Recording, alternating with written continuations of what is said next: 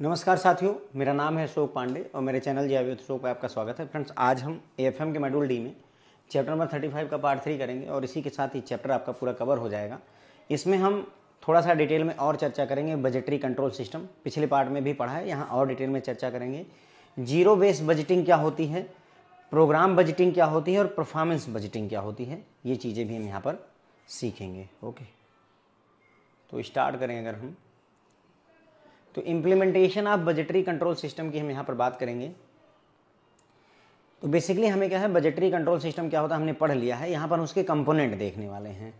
तो budgetary control system of a business organisation depend on its size, nature of business objective and it peculiar control need. तो मतलब budgetary control system कैसा होगा वो निर्भर करेगा कि कंपनी का साइज कैसा है, कंपनी किस प्रकार का, किस नेचर का बिजनेस करती है, उसका उद्देश्य क्या है और किस लेवल का कंट्रोल वो चाहती है, उसी पर निर्भर करेगा हमारा बजटरी कंट्रोल सिस्टम। तो no two organisations can be expected to have the same structure of their budgetary control system. तो हर कंपनी की अपनी ज़रूरतें हैं, अपना साइज है, इस वजह से दो ऑर्गेनाइजेशन एक जैसा बजटरी कंट्रोल सिस्टम रखें इसके चांसेस नहीं होते हैं। ठीक है, सबका अलग अलग होगा। Still there are few common things among the budgetary control system of various organisation. लेकिन फिर भी कुछ ऐसी चीज़ें होती हैं जो सभी ऑर्गेनाइजेशन के लिए कॉमन होती हैं। जैसे फॉलोइंग, नीचे कुछ कंपोनेंट दिए हुए हैं। Following are the usual component of the budgetary control system. Budgetary control system के कुछ कंपोनेंट हैं।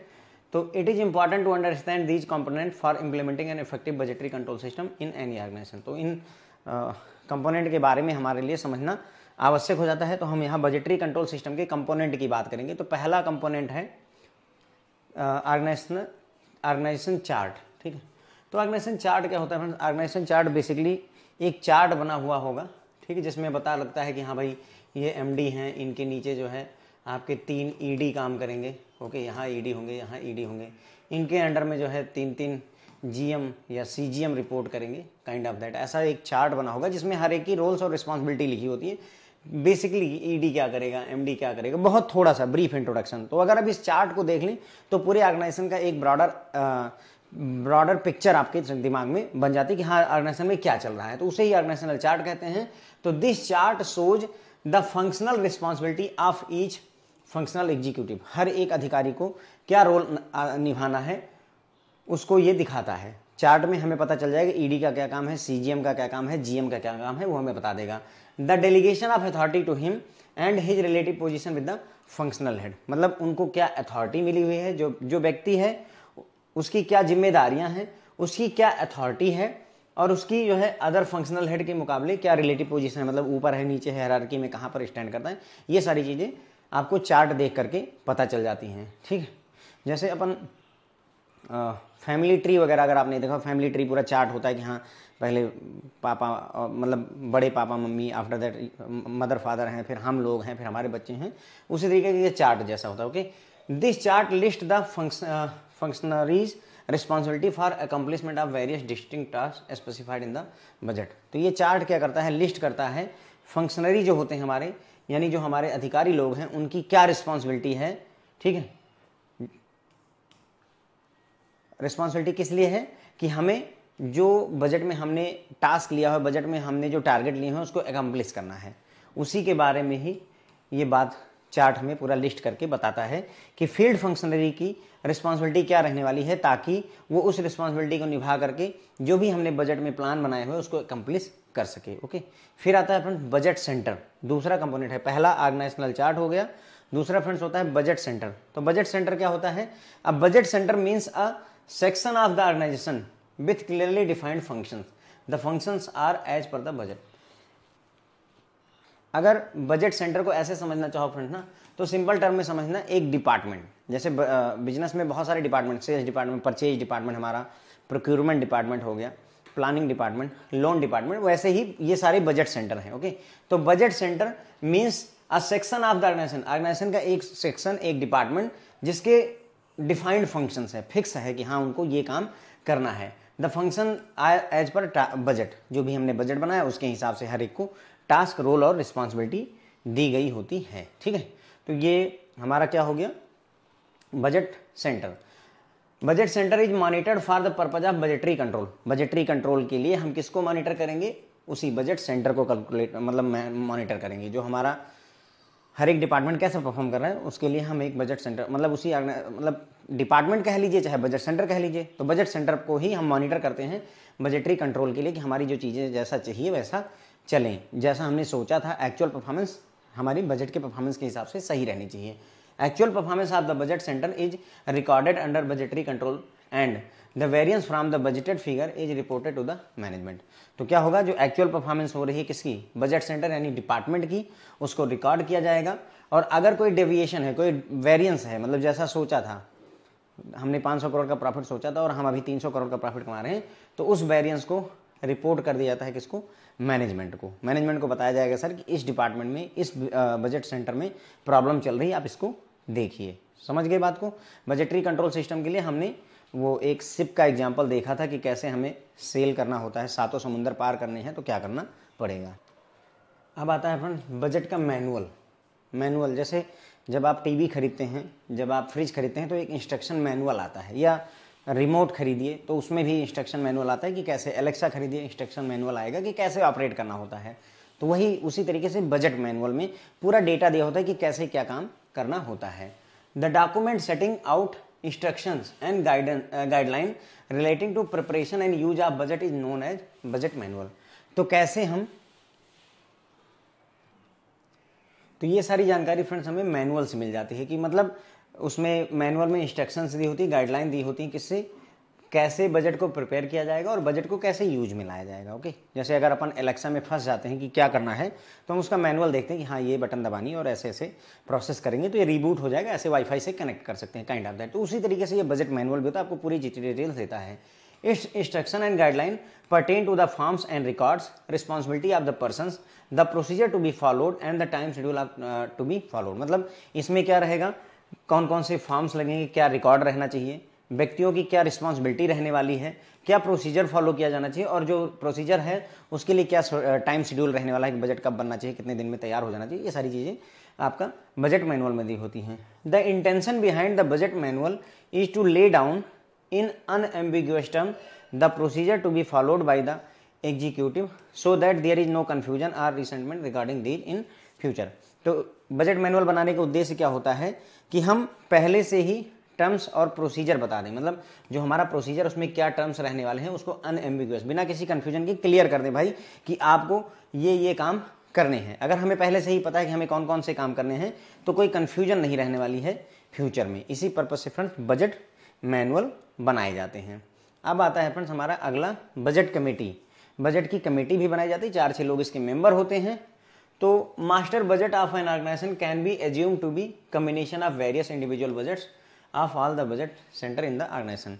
तो जो मास्टर बजट हमने सीखा था, बजट कितने तरीके होते हैं, उनमें मास्टर बजट के बारे में देखा था। मास्टर बजट क्या होता है, जिसमें हम सारे बजट को एक साथ ला करके कंसोलिडेट करते हैं, ठीक है, ये चीज़ सीखी थी।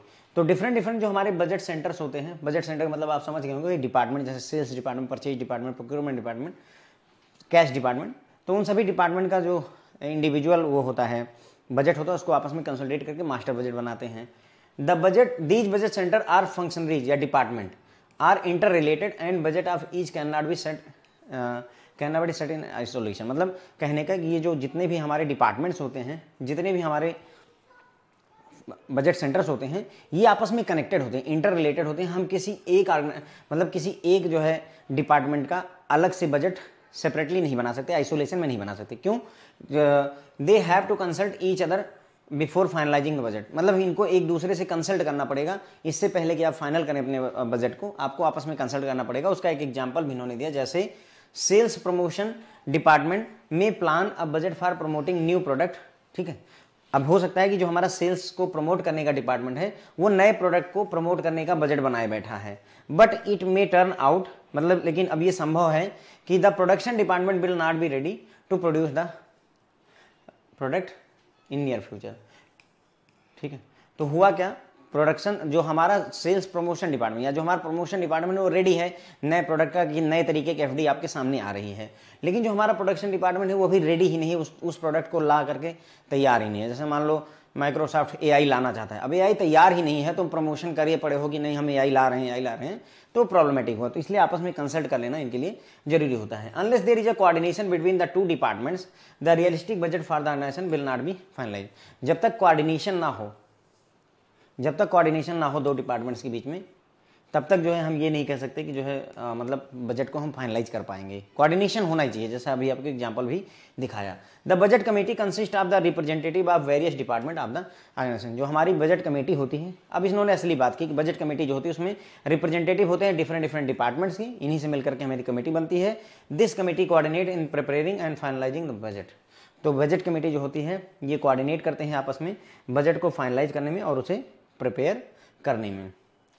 बजट कंट्रोलर क्या होता है भाई? तो बजट कंट्रोलर तो जैसे फ्रेंड्स जो है जो आपके मंत्री वगैरह होते हैं उनके सेक्रेटरी नहीं होते हैं, ठीक उसी तरीके से बजट कंट्रोलर होता है। The function of budget controller is to bring together and coordinate the various functions involve in the preparation of budget. Budget की प्रिपरेशन में जो डिफरेंट फंक्शन है उनको एक साथ ला करके इकट्ठा करना, कोऑर्डिनेट करवाना ही बजट कंट्रोलर का काम होता है। His role is more like secretary to the budget committee. तो ये जो बजट कमेटी होती है जिसमें डिफरेंट डिपार्टमेंट के लोग होते हैं उनके सेक्रेटरी का काम करता है। तो basically therefore he does not control any functionaries or issues instructions to them. मतलब उसको कोई फंक्शन नहीं परफॉर्म करना है, उसको कोई चीज कंट्रोल नहीं करना है, उसको कोई चीज मैनेज नहीं करनी है, ठीक है। तो यहां उसे कुछ कंट्रोल नहीं करना होता। He mainly carries out the functions of compiling various type of information for the purpose of preparation of realistic budget and proper reporting। तो मतलब बेसिकली ये जो है एक मिडिल मैन का काम करता है, इसको कुछ करना नहीं रहता। इसका पर्पज होता है कि डिफरेंट टाइप की इंफॉर्मेशन को कंपाइल करना ताकि एक सही बजट और प्रॉपर रिपोर्टिंग की जा सके, वही काम होता है बजट कंट्रोलर का, ठीक है। तो बजट कंट्रोलर बजट को कंट्रोल करने के काम आता है। अब आता है फ्रेंड्स बजट रिपोर्ट्स। तो जो हमारा बजट उसमें डिफरेंट टाइप की रिपोर्ट्स होती हैं। तो budget reports contain the comparison of actual performance with the budgeted one. जो एक्चुअल परफॉर्मेंस उसकी बजट में हमने क्या सोचा था एक्चुअल क्या है उसका कंपेयर करने काम आती हैं। These reports are submitted periodically and regularly to the management. ये जो रिपोर्ट्स होती हैं इनको पीरियडिकली और रेगुलरली हम मैनेजमेंट को सबमिट करते रहते हैं। Frequency of submission of these reports is decided by management. मतलब कितने समय पर ये रिपोर्टें सबमिट होनी है, उसकी फ्रीक्वेंसी क्या रहेगी, हर दिन सबमिट करना है, हर हफ्ते चाहिए रिपोर्ट, हर महीने चाहिए, वो डिसीजन कौन लेगा? मैनेजमेंट खुद लेता है। ओके, तो ये हो गई हमारी बात। The budget reports are submitted respective of whether the variance is positive or negative. अब ये बोल रहे हैं कि जो बजट की रिपोर्ट है वो सबमिट की जाएगी भले ही हमारा जो वेरिएंस है वो पॉजिटिव है या नेगेटिव। पॉजिटिव मतलब हमने सोचा था 500 करोड़ का प्रॉफिट कमाने का और हम 600 करोड़ कमा गए, तो ये पॉजिटिव वेरिएशन है। और हमने सोचा था 500 करोड़ का प्रॉफिट कमाने का और हम 300 करोड़ रुपए का प्रॉफिट कमा रहे हैं, तो ये नेगेटिव वेरिएशन है, वेरिएंस है या वेरिएशन है, ठीक है, नेगेटिव वेरिएंस है। हम दोनों रिपोर्ट करते हैं, ये नहीं कि नेगेटिव आ रहा है तो हम अपने बॉस को नहीं बताएंगे, that is not going to happen. Okay, तो ये हो गई फ्रेंड्स हमारी बातें यहाँ पर implementation of budgetary control system. तो यहाँ पर हमने फ्रेंड्स देखा बजटरी कंट्रोल सिस्टम के इंप्लीमेंटेशन में, तो हमने देखा बजटरी कंट्रोल सिस्टम डिपेंड करता है कि कंपनी का साइज कैसा है, उसके बिजनेस का नेचर कैसा है और किस लेवल का कंट्रोल कंपनी चाहती है। कोई भी दो ऑर्गेनाइजेशन सेम जैसा जो है बजटरी कंट्रोल सिस्टम नहीं रखते हैं। बजटरी सिस्टम में कंपोनेंट्स इंपॉर्टेंट होते हैं। क्या इंपॉर्टेंट होते हैं? कंपोनेंट्स उसके। तो कौन कौन से कंपोनेंट होते हैं? तो पहला ऑर्गेनाइजेशन का चार्ट होता है। ऑर्गेनाइजेशन के चार्ट में हमें पूरे ऑर्गेनाइजेशन में किस व्यक्ति को क्या रिस्पॉन्सिबिलिटी है, किस मतलब पद पर है, यानी रैंक में कहाँ पर होल्ड करता है, उसकी क्या रिस्पॉन्सिबिलिटी, उसकी क्या अथॉरिटी है, ये सारी चीज़ें हमें उस चार्ट को देख करके पता चल जाती हैं, ठीक है। उसके बाद में बजट सेंटर क्या होता है? हर एक डिपार्टमेंट को हम बजट सेंटर कहते हैं। बजट सेंटर ऐसा होता है जिसको हम क्लियरली डिफाइन फंक्शन होता है, मतलब उसका फंक्शन डिफाइन होता है कि इसको क्या करना है। अगर हम ये डिफाइन कर सकते हो बजट सेंटर, जैसे हमने कहा कि ये डिपार्टमेंट सिर्फ सेल्स का काम देखेगा, ये डिपार्टमेंट सिर्फ प्लानिंग देखेगा, तो वो आपका एक जो है बजट सेंटर हो जाता है। बजट मैनुअल क्या होता है? बजट मैनुअल में हमें जानकारी दी गई होती, इंस्ट्रक्शंस दी गई होती, गाइडलाइन बताई गई होती कि कैसे बजट बनाना है और कैसे उसको लागू करना है, वो आपका बजट मैनुअल आ जाता है। बजट कमेटी क्या होती है? इसमें बहुत सारे रिप्रेजेंटेटिव होते हैं, हमारे डिफरेंट ऑर्गेनाइजेशन के रिप्रेजेंटेटिव होते हैं इस कमेटी में, और वो आपस में कोऑर्डिनेट करते हैं बजट को प्रिपेयर करने में, ठीक है। Budget committee. फिर आता है बजट कंट्रोलर। बजट कंट्रोलर एक ऐसा व्यक्ति है जो बजट कमेटी का सेक्रेटरी के तौर पर काम करता है। तो इसका काम जो है कुछ काम नहीं करना होता है, बल्कि इसको जो है कोऑर्डिनेट करवाना होता है। जो हमारी बजट बन रही है, जो उसकी रिपोर्टिंग है, उसको जो है प्रिपेयर करवाने में मदद करना होता है बजट कंट्रोलर का काम। बजट रिपोर्ट्स, बजट में बहुत सारी रिपोर्ट होती हैं जिसकी सहायता से हम एक्चुअल परफॉर्मेंस को बजटरी परफॉर्मेंस से कंपेयर कर सकते हैं, और कितने फ्रीक्वेंसी पर, यानी कि कब कब रिपोर्ट सबमिट होनी है, वो डिसीजन मैनेजमेंट द्वारा लिया जाता है। बजट की जो रिपोर्टें होती हैं उसे चाहे वो निगेटिव हो चाहे पॉजिटिव, हमको सबमिट करनी होती हैं। ठीक है, तो बस ये हो गया बेसिकली हमारा बजट के कंपोनेंट। अब जीरो बेस बजटिंग क्या होती है? तो देखो फ्रेंड्स, जीरो बेस मतलब ऐसे सिंपल से शब्दों में कोई बेस नहीं है। जीरो बेस मतलब कहने का कि आपका पीछे का कोई हिस्ट्री और इतिहास कुछ है ही नहीं, अभी से शुरू करना है। जीरो बेस बजटिंग यही होता है।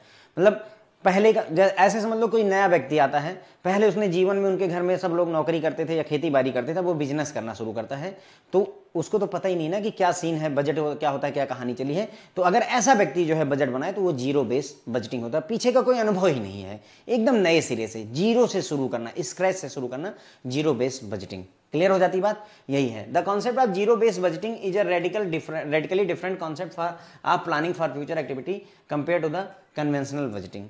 तो भाई देखो, जीरो बेस बजटिंग जो होती है वो कन्वेंशनल बजटिंग, जो हमारी पहले से चली आ रही बजटिंग, उससे अलग होती है। कैसे अलग होती है? As the name suggest, zero base budgeting is budgeting from the beginning without any reference to any base. मतलब हम बिगिनिंग से जो है बजटिंग करते हैं और बिना किसी बेस का रेफरेंस लिए हुए, पीछे का कोई रेफरेंस नहीं है। इन्होंने एग्जाम्पल दिया है, for example a company which has achieved a sales turnover of 50 crore. एक कंपनी है जिसने पिछले साल मान लो 50 करोड़ रुपए की सेल करी हुई है, में बजट अब 10% increase in the sales for next year. अब इसने क्या बजट बनाया कि भाई जो 50 करोड़ रुपीज है, इसका 10% जो है यानी कि 55 करोड़ रुपए की सेल अगले साल हमें करनी है। तो in this process base of 50 crore has been used to form the budget. अब यहाँ क्या हुआ, हमने 50 करोड़ को बेस बना लिया, हमने 50 करोड़ को बेस बना लिया। क्यों बेस बना लिया भाई? क्योंकि हमने कहा ना पिछले साल 50 करोड़ की सेल हुई है, इस साल उससे 10% ज्यादा करेंगे। तो ये आपका जीरो बेस बजटिंग नहीं है, इसमें बेस है। ठीक है, जीरो बेस बजटिंग यहां पर बात करेंगे। In zero base budgeting the process start from the scratch and the potential of company is judged without any constant to the past data.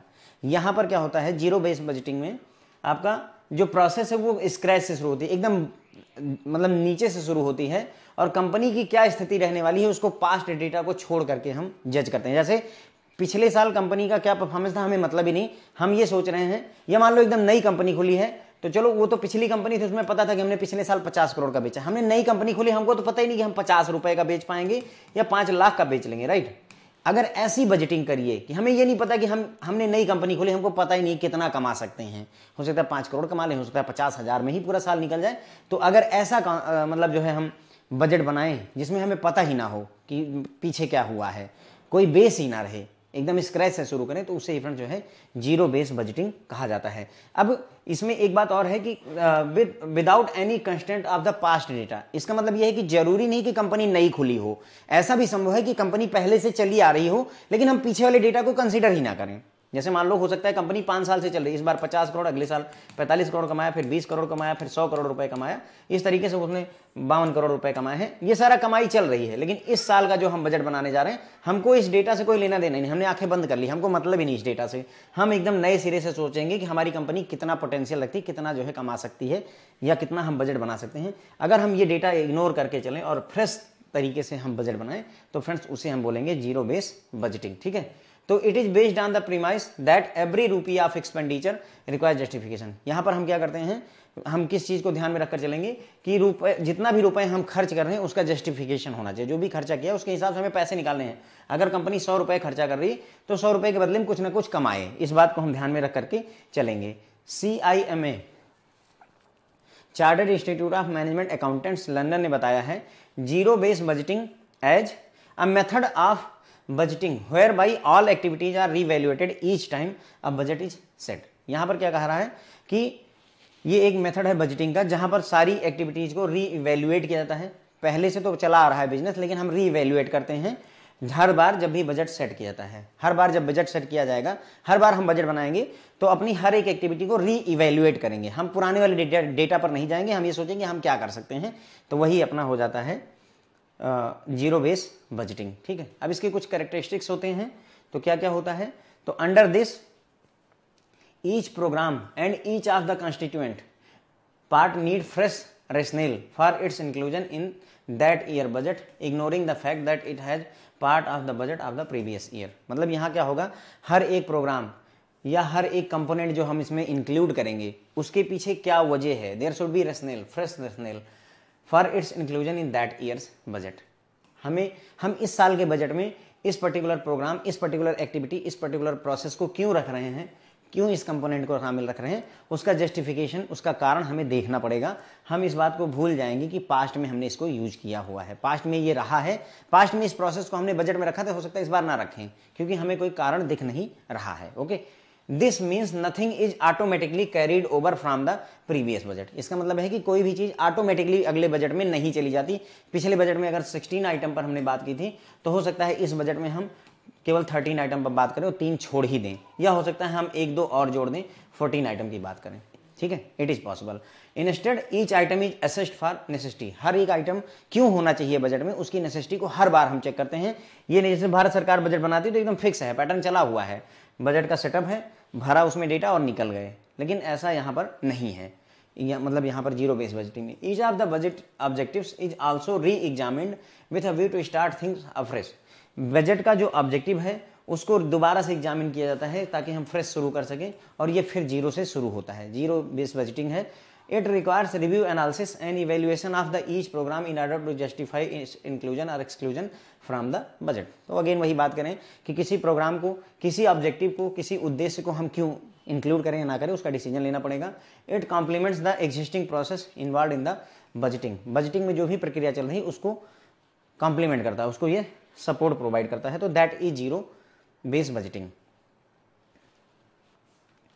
ठीक है फ्रेंड, तो जीरो बेस्ड बजटिंग का अब आपको समझ में आ गया होगा कि भाई जीरो बेस्ड बजटिंग का मतलब जब हम एकदम बिगिनिंग से स्टार्ट करते हैं और किसी चीज़ को बेस नहीं बनाते, एकदम नए सिरे से जब हम बजटिंग करते हैं उसे जीरो बेस्ड बजटिंग कहते हैं। जैसे एक एग्जांपल दे कि एक कंपनी का पिछले साल टर्नओवर 50 करोड़ था, तो इस साल वो 10% बढ़ाना चाहती, तो इन्होंने क्या हुआ, 50 करोड़ को हमने बेस के तौर पर यूज कर लिया। लेकिन जीरो बेस्ड बजटिंग में हम किसी चीज़ को बेस नहीं बनाते, हम हर चीज़ के पीछे लॉजिक ढूंढते कि हमारी कंपनी में कितना पोटेंशियल, हम कितना अच्छा कर सकते हैं, तब उसे जीरो बेस्ड बजटिंग कहा जाता है। जीरो बेस्ड बजटिंग में हर एक एक्टिविटी को री इवेल्युएट किया जाता है कि इसको बजट में रखा जाए या ना रखा जाए, that is zero based budgeting. उसके बाद में साइलेंट फीचर में अगर बात करें तो जीरो बेस्ड बजटिंग में कोई भी चीज़ अगले बजट में कैरी आउट नहीं की जाती है, ऑटोमेटिक नहीं ले जाएंगे, हम हर एक के पीछे लॉजिक देखेंगे कि हमें इसे इस बार के बजट में शामिल करना है या नहीं करना है। उसके बाद में बजट का जो ऑब्जेक्टिव है उसको भी इवेल्युएट करते हैं, बजट को तो इवेल्युएट करते हैं, बजट में जो उद्देश्य है उसको भी इवेल्युएट करते हैं कि इसको रखना है कि नहीं रखना है। जो हमारा ऑब्जेक्टिव है, जैसे हमारा प्रॉफिट कमाने का उद्देश्य था, हमारा जो है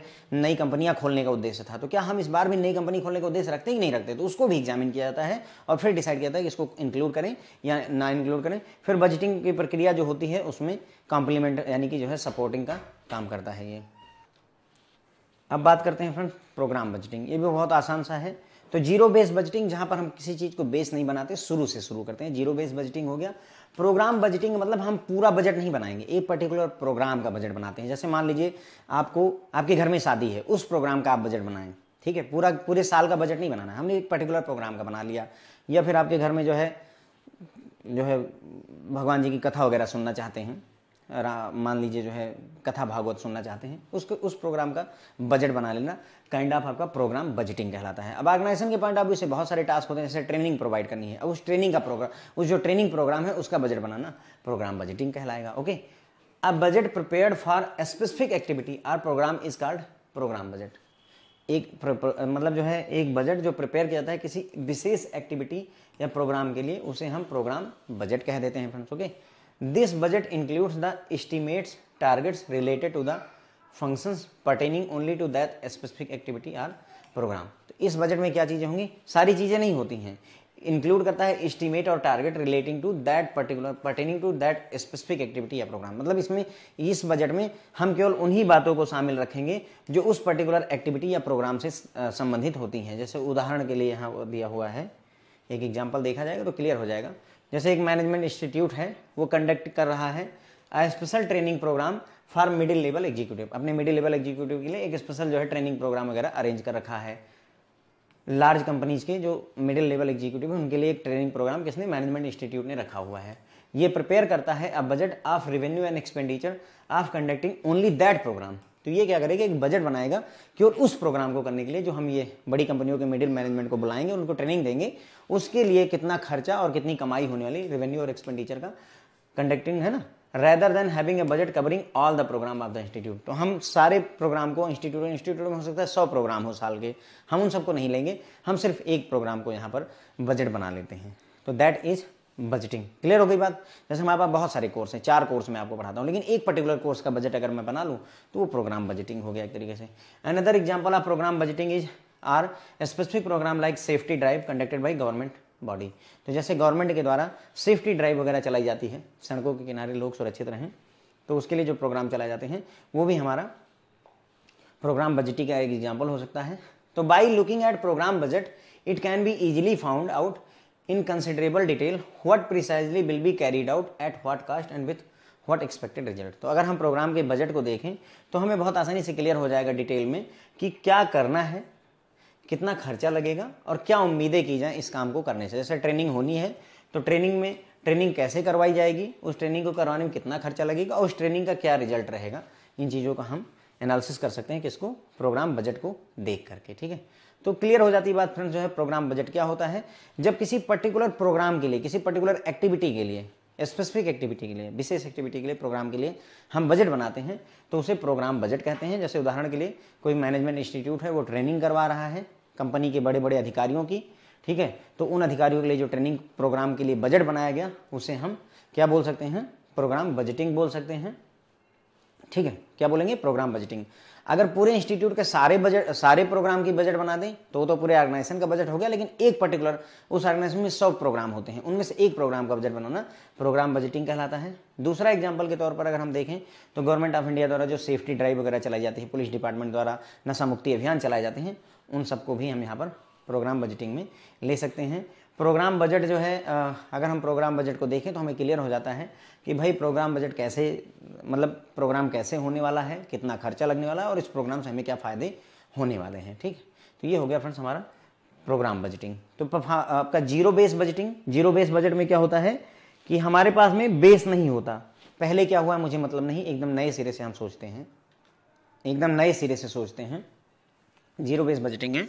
फिर हमने देखा प्रोग्राम बजटिंग, एक पर्टिकुलर प्रोग्राम का जो है बजट बनाना, जैसे बर्थडे है घर में, उसके लिए बजट बना लिया आपने, तो वो आपका प्रोग्राम बजटिंग हो गया। परफॉर्मेंस बजटिंग क्या होती है, जब हम परफॉर्मेंस के लिए बजट बनाएं कि हमारी परफॉर्मेंस क्या रहने वाली है, हम जो टास्क लिए हैं उसमें हमारी परफॉर्मेंस क्या रहने वाली है, उसके लिए बजट बनाना परफॉर्मेंस बजटिंग कहलाता है। ओके, तो according to National Institute of Bank Management Mumbai, performance budgeting technique is the process of analyzing, identifying, simplifying and crystallizing a specific performance objective of the job to be achieved over a period in the framework of the organizational objective and the objective of job। तो मतलब ये बोल रहे हैं कि क्या programme budget, performance budgeting क्या होती है, एक प्रोसेस होती है जिसमें हम एनालाइज करते हैं, आइडेंटिफाई करते हैं, सिंप्लीफाई करते हैं, क्रिस्टलाइज करते हैं क्या परफॉर्मेंस ऑब्जेक्टिव को, किसी पर्टिकुलर जॉब में क्या परफॉर्मेंस होनी चाहिए उसको हम आइडेंटिफाई करते हैं, एनालाइज करते हैं, क्रिस्टलाइज करते हैं, और इस जो हमारा परफॉर्मेंस ऑब्जेक्टिव उसको अचीव करना है ओवर अ टाइम पीरियड, 1 साल में, 3 महीने में, 6 महीने में। और इसमें जब हम ये मतलब उस जॉब का ऑब्जेक्टिव तो अचीव करेंगे, लेकिन साथ ही साथ में किस फ्रेमवर्क में रह करके, ऑर्गेनाइजेशन के ऑब्जेक्टिव के दायरे में रह करके और जॉब के ऑब्जेक्टिव के दायरे में रह करके हम ये काम करते हैं। The performance budgeting is characterised by its specific stress on performance of every unit of the organisation. तो मतलब परफॉर्मेंस बजटिंग को हम अगर ध्यान दें तो ये क्या होता है, ये विशेष जोर देता है किस बात पर, हर एक यूनिट के परफॉर्मेंस पर जोर देता है, ऑर्गेनाइजेशन की हर एक यूनिट की परफॉर्मेंस पर हम जोर देते हैं, इसीलिए फ्रेंड्स इसे परफॉर्मेंस बजटिंग कहा जाता है। It reflects both the input of resources and output of the service of each unit of the organisation. तो ये क्या दिखाएगा, रिफ्लेक्ट करता है इनपुट ऑफ रिसोर्सेज, जो रिसोर्स हैं उनके इनपुट के बारे में भी दिखाता है, और जो हर एक सर्विस मतलब जो आउटपुट है ईच सर्विस का उसके बारे में भी बताता है हमको। कौन, ये हमारा परफॉर्मेंस बजट। मतलब कुल मिलाकर के बेसिकली हम क्या कर रहे हैं, परफॉर्मेंस पर जोर दे रहे हैं। It is widely used in government agency to show the link between allocation of fund and the outcome of services provided by the government agency. अब देखो यहाँ से आपको परफॉर्मेंस बजटिंग और क्लियर हो जाएगी। ये है गवर्नमेंट एजेंसीज में यूज होता है, जैसे मनरेगा के फंड हो गए, प्रधानमंत्री ग्राम सड़क योजना के फंड हो गए, या फिर जो है प्रधानमंत्री आवास योजना वगैरह के जो फंड हो गए, तो हम ये देख पाते हैं कि हमने जितना फंड एलोकेट किया है उसके अगेंस्ट में जो हम गवर्नमेंट एजेंसी द्वारा सर्विस दी गई है उसकी परफॉर्मेंस कैसी है। जैसे मनरेगा में अगर हमने 1000 करोड़ रुपए अलॉट किए सरकार ने, तो इसके अगेंस्ट में हमारी परफॉर्मेंस कैसी है, कितना अचीव किया हमने, क्या 1000 करोड़ में से कितना खर्चा करके क्या क्या डेवलप करवाया, दैट इज आपका परफॉर्मेंस बजटिंग। ठीक है, performance budgeting lays stress on achievement of specific goal by a unit of organisation over a specific period of time. Performance budgeting जोर देती है किस बात पर, हम स्पेसिफिक गोल को अचीव करना चाहते हैं, ऑर्गेनाइजेशन की यूनिट द्वारा स्पेसिफिक गोल को अचीव करना चाहते हैं with in certain time period, 3 महीने 6 महीने जो भी हो। Preparation of periodic performance report is an essential part of this. तो यहाँ क्या करेंगे, हम परफॉर्मेंस रिपोर्ट को पीरियडिकली प्रिपेयर करेंगे, मैनेजमेंट को दिखाएंगे, मतलब 3 महीने 6 महीने पर अपनी परफॉर्मेंस रिपोर्ट बनाते हैं, उसको मैनेजमेंट को दिखा देते हैं। The performance report compare budget and actual performance and the corrective steps are taken if needed. तो परफॉर्मेंस रिपोर्ट जब आपके पास आ जाती है तो आप ये देख पाते हैं कि बजट में हमने क्या सोचा था, एक्चुअल में क्या स्थिति है, और उसके हिसाब से हम करेक्टिव स्टेप्स ले पाते हैं। The focus of performance budgeting is more on the work to be done or service to be rendered rather than the profit motive. यहाँ पर क्या होता है कि परफॉर्मेंस बजट का फोकस जो है ज़्यादा होता है, क्या काम करना है, क्या सर्विस प्रोवाइड करनी है, ना कि प्रॉफिट। परफॉर्मेंस बजटिंग में हम परफॉर्मेंस पर ध्यान देते हैं, प्रॉफिट पर ध्यान नहीं देते, क्योंकि अच्छी परफॉर्मेंस चाहिए तो थोड़ा खर्चा ज़्यादा लगेगा। द परफॉर्मेंस बजटिंग है सर्टन लिमिटेशन। अब इसकी लिमिटेशन भी होती है भाई, कुछ कमियां मजबूरियां हैं, कमियां हैं। These include difficulty in correctly segregating programmes and activity, मतलब हर एक प्रोग्राम को और एक्टिविटी को अलग अलग कर पाना थोड़ा मुश्किल होता है। Lack of standard method of evaluation of the different scheme जो चल रही है उनके लिए कौन सा स्टैंडर्ड मेथड हम यूज करें, उनकी परफॉर्मेंस को इवेल्युएट करें, मूल्यांकन करने के लिए। द रिजल्ट बीइंग अनमेजरेबल, जो रिजल्ट आता है उसको हम मेजर नहीं कर पाते, तो ये सर्टन लिमिटेशन होती है। परफॉर्मेंस बजटिंग के स्टेप्स थोड़े से देख लेते हैं तो चीज़ें और क्लियर हो जाएंगी। परफॉर्मेंस के टारगेट सेट करिए कि हम तुम क्या परफॉर्मेंस चाहते हो। जैसे हमने सोचा कि बच्चे से 90% उसका परफॉर्मेंस कैसे होनी चाहिए, 90% उसका रिजल्ट होना चाहिए। रिस्पॉन्सिबिलिटी सेंटर इस्टेब्लिश किए जाते हैं। रिस्पॉन्सिबिलिटी सेंटर क्या होता है, responsibility centre is an operational unit or entity within organisation that is responsible for all the activities and task structure for that unit. ठीक है, तो ये जो आपका रिस्पॉन्सिबिलिटी सेंटर होता है ये ऑपरेशनल यूनिट या एंटिटी होती है ऑर्गेनाइजेशन के अंदर में, जो कि रिस्पॉन्सिबल होता है किसके लिए, ऑल द एक्टिविटीज और task structured for that unit. उस पर्टिकुलर यूनिट के जितने भी टास्क हैं उसको निभाने के लिए क्या बनता है, हमारा रिस्पॉन्सिबिलिटी सेंटर बन जाता है। एस्टिमेटिंग फाइनेंशियल रिक्वायरमेंट, अब जो हमने यहाँ पर परफॉर्मेंस के टारगेट सेट किए थे उसके लिए हमें कितना फाइनेंस चाहिए होगा, फिर एक्चुअल और बजटेड परफॉर्मेंस में कंपेयर करना, और फिर रिपोर्ट करना मैनेजमेंट को, और फिर उसके हिसाब से नेसेसरी एक्शन लेना। इतने सारे स्टेप्स होते हैं हमारे किसमें, परफॉर्मेंस बजटिंग में। तो मेरे ख्याल से परफॉर्मेंस बजटिंग आपको समझ में आई होगी। परफॉर्मेंस बजटिंग में हम क्या करते हैं, किसी पर्टिकुलर जॉब का परफॉर्मेंस ऑब्जेक्टिव सेट कर देते हैं कि हाँ इतनी परफॉर्मेंस में इस जॉब में चाहिए। ठीक है, उसके बाद में इसमें क्या होता है कि यहाँ जोर किस बात पर दिया जाता है, स्ट्रेस दिया जाता है परफॉर्मेंस पर, हर एक यूनिट परफॉर्म करे इसके लिए यहाँ पर जोर दिया जाता है। गवर्नमेंट एजेंसीज का एग्जांपल दिया कि गवर्नमेंट एजेंसीज में फंड एलोकेट किए जाते हैं डिफरेंट स्कीम्स के लिए, और उस स्कीम के अगेंस्ट में क्या आउटकम रहा है, क्या परफॉर्मेंस रही, उसको मेजर किया जाता है। प्रोग्राम बजटिंग, यहाँ परफॉर्मेंस बजटिंग जोर देती है किस पर, स्पेसिफिक यूनिट द्वारा परफॉर्मेंस अच्छी दी जाए उस पर जोर देती है। पीरियडिक परफॉर्मेंस रिपोर्ट बनाई जाती है जिसको मैनेजमेंट को सौंप दिया जाता है। परफॉर्मेंस रिपोर्ट की सहायता से एक्चुअल और बजट वाले का कंपेयर किया जाता है, और अगर ज़रूरत है तो नेसेसरी कदम उठाए जाते हैं। ठीक है, उसके बाद में परफॉर्मेंस बजटिंग में हमने स्टेप्स देखे, तो पहला परफॉर्मेंस के टारगेट सेट कर दिए जाते हैं, फिर रिस्पॉन्सिबिलिटी सेंटर बना दिया जाता है, फिर फाइनेंशियल रिक्वायरमेंट जो है एस्टिमेट की जाती है, फिर एक्चुअल को जो है बजटेड से कंपेयर किया जाता है, और फिर रिपोर्टिंग और एक्शन किया जाता है। रिपोर्ट कर दिया जाता है और अगर जरूरत पड़ती तो एक्शन भी लिया जाता है। ठीक है, तो पहले परफॉर्मेंस का टारगेट सेट कर दो कि क्या चाहिए, फाइनेंशियल रिक्वायरमेंट एसेस कर लो कितना पैसा लगेगा, फिर एक्चुअल परफॉर्मेंस और बजट परफॉर्मेंस में क्या है फ़र्क, और रिपोर्टिंग और एक्शन इनिशिएट कर दो। ठीक है, रिपोर्टिंग मतलब मैनेजमेंट को आप रिपोर्ट कर देंगे कि सर ये परफॉर्मेंस है, और अगर ज़रूरत पड़ेगी तो करेक्टिव एक्शन मैनेजमेंट आपको सलाह देगा कि अब आपको ये करने की ज़रूरत है। ठीक है, तो बस अपना ये चैप्टर यहीं पर ख़त्म हो जाता है। कुछ ज़्यादा लोड है नहीं फ्रेंड्स, जो है पूरा मॉड्यूल डी ही ऐसा है, मतलब बोगस जैसा, मुझे तो बहुत मज़ा नहीं आता है इसमें, लेकिन ठीक है तभी इतना ख़राब भी नहीं है, चलेगा अपने को। तो थोड़ा थोड़ा हल्का हल्का पढ़ करके भी अपना काम इस मॉड्यूल में चल जाना है। थैंक यू सो मच, ये चैप्टर यहीं पर कवर हो जाता है। Thank you.